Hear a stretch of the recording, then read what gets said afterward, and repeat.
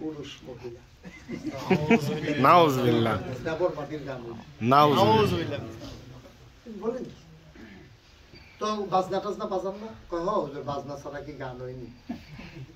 আমি তো এই মাদ্রাসাত ভর্তি হয়েছি, আপনারা যখন ফিটা দিবেন লোক আমরা ইয়া দেন ফিট কথা সত্য কারণ যে লোক দেখবেন আপনার খালি ফিটা দিবি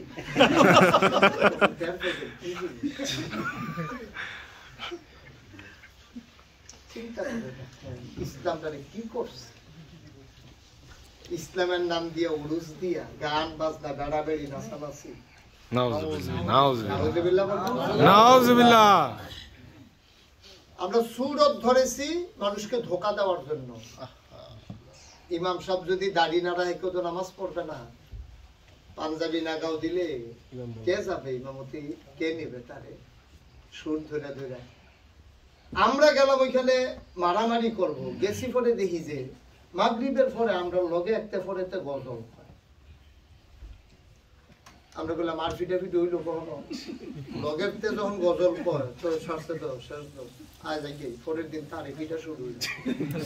পরের দিন তারে ধরলাম এই কালকা গজল বসে গেল রে মাগরিবের পরে উড়েছো আমি তো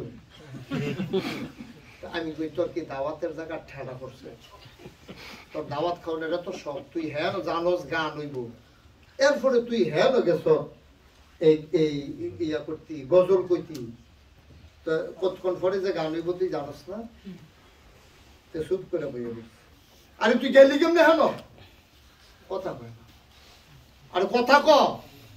কতক্ষণ পরে কয় তোমরা যে ক আমি হেন গেলাম কেমনে? হেন ছাড়া আমার ন্যায় কখন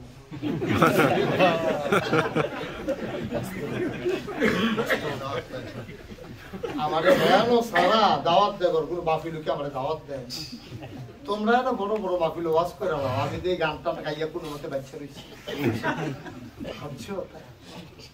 ওই যে দুনিয়াকে প্রাধান্য দিছে আখেরাতের উপরে, ওই কাফেরারা যেমন করে কোরআনের আয়াত গুলো বদলে দিত, আমরা হয়তো কোরআনের আয়াত বদলে দেই না, কিন্তু কোরআনের আয়াতের হুকুম গুলোকে আমরা বদলে দিই।